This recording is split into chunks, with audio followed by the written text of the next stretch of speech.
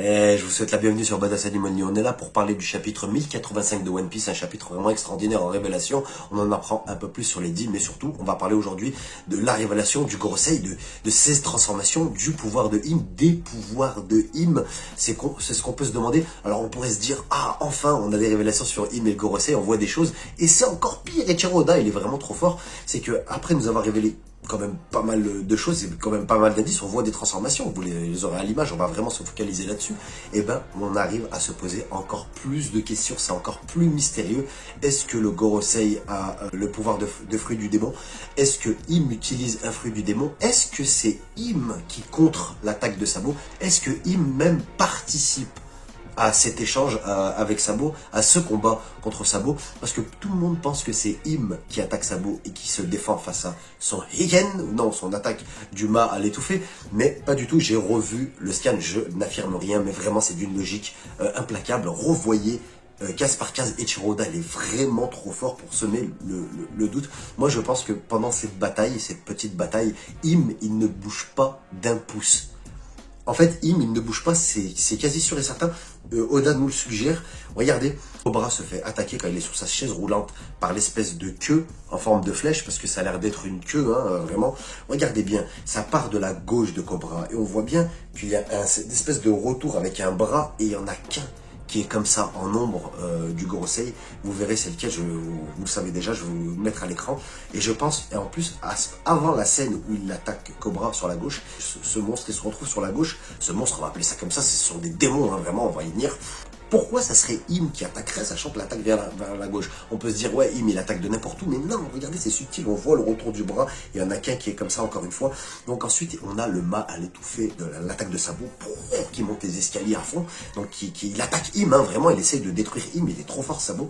Et ben, on a une espèce de plante carnivore de Mario qui bouffe la flamme.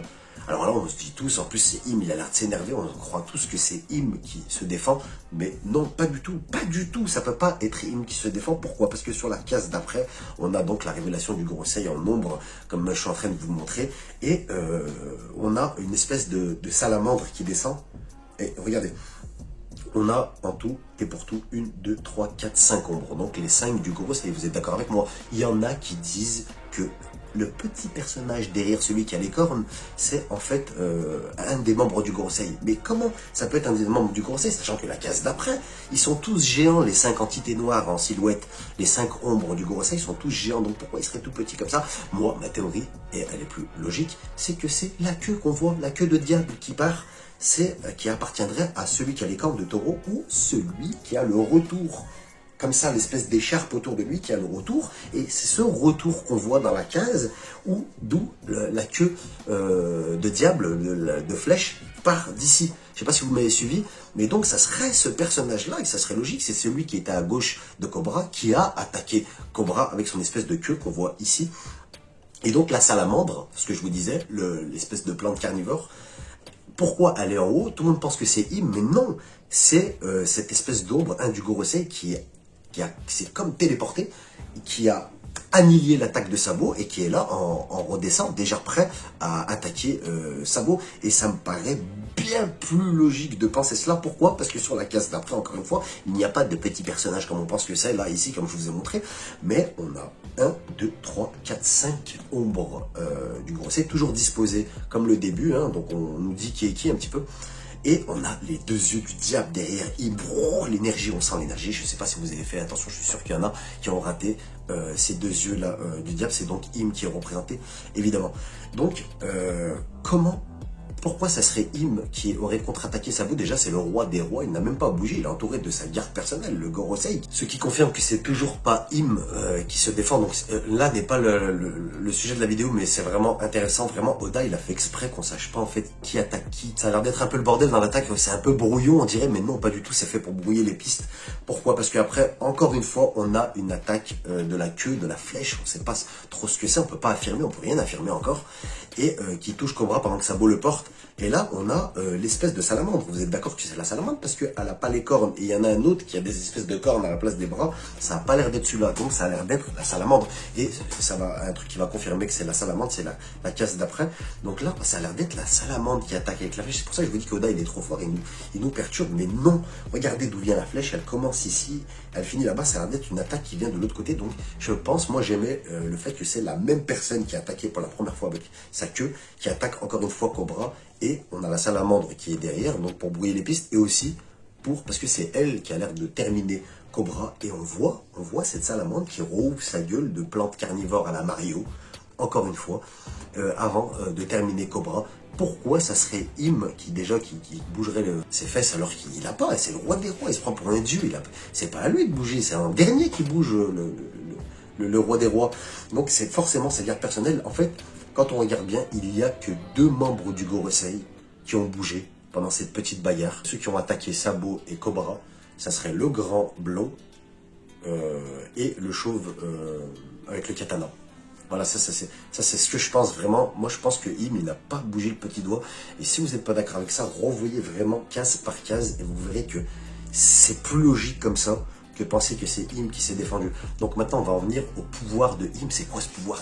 Qu'est-ce qu'il a? Parce que quand même il a l'air d'être une ombre. On dirait que moi je vais vous dire ce que je pense. Je pense que Im, c'est lui qui contrôlait un peu le Gorosei pendant la bagarre.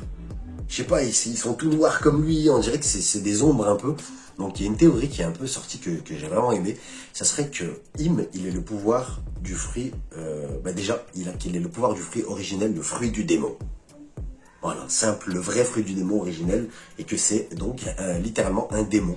Il a le fruit du démon, voilà. Donc il y a cette théorie qui est la plus juste par rapport à diable contre Dieu. On rappelle que Luffy, Dieu de Solenica, son fruit. Donc ça ferait diable contre Dieu, et puis il faut en arriver là. Je savais qu'on allait en arriver là, on nous suggère depuis le début.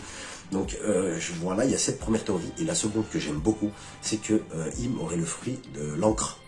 Donc en fait, il serait lui aussi, il aurait sa possibilité de fabriquer à la manière de Luffy ce qu'il veut en fait. Donc ça serait vraiment le pouvoir qui pourrait rivaliser avec celui de Luffy, d'écrire ses propres choses, de créer son propre monde en fait. Comme Luffy un peu avec le Gear 5. Donc pourquoi aussi j'aime cette théorie? Parce que le fruit de l'encre, donc il dessine ce qu'il veut, et Luffy a le fruit de la gomme.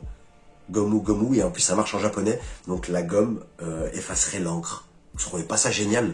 J'espère quand même que chacun aura son fruit du démon, ou son propre pouvoir, je parle du Gorosei, par exemple un fruit du démon qui représente une bête diabolique, satanique. Pourquoi pas chacun un fruit Zoan antique, mythologique, je sais plus. Pourquoi pas un fruit Zoan vraiment rare pour chacun du Gorosei, ou pourquoi pas Im tellement qu'il est puissant, et ça lui permettrait aussi d'avoir la main sur le Gorosei comme il veut, de les contrôler comme des marionnettes, tellement qu'il est fort avec son pouvoir de l'encre. On dirait qu'il les a transformés, et c'est aussi ma théorie, celle-là je l'aime bien parce que c'est pour ça qu'il a pu se défendre aussi vite, avaler les flammes de Sabo. C'est lui qui contrôle, vous voyez ce que je veux dire un petit peu. Ils sont passés de humain directement à démon en un seul coup. On dirait que c'est Im qui a utilisé un peu ce pouvoir, mais j'espère pas, j'espère que chacun a sa propre puissance. Voilà, j'ai vraiment envie de savoir ce que vous en pensez. En tout cas, c'était un chapitre extraordinaire. Je ne vais pas m'attarder sur les autres trucs, je sais que vous l'avez tous lu, c'est génial, il y a de quoi théoriser, mais vraiment je suis choqué par la transformation du Gorosei, et puis qu'on a du Im, on a un peu de Im, on l'avait vu 3 fois jusqu'alors, donc là on l'a quasiment tout le temps, et on a des mots prononcés de sa bouche, c'est incroyable, on dirait une femme un peu, on dirait, je sais pas, c'est assez bizarre, c'est vraiment un personnage vraiment intriguant. En tout cas ça a l'air d'être le diable, donc le dieu se battra contre le diable, et ça c'est assez extraordinaire, c'est assez incroyable, c'est ce que j'attendais de la part de One Piece, vraiment sur du démoniaque. Je sais pas encore ce que vous en pensez, j'attends votre retour. Voilà, vous êtes sur Badass Anime Only, j'espère que cette vidéo sur le chapitre 1085 de One Piece vous a plu. Mettez un pouce vers là si ça vous a fait plaisir, si vous avez aimé cette vidéo, si vous avez appris des choses, un petit abonnement aussi, pourquoi pas. Allez, je commande, et on se retrouve très vite. À plus, salut et ciao. Badass Anime Only, only.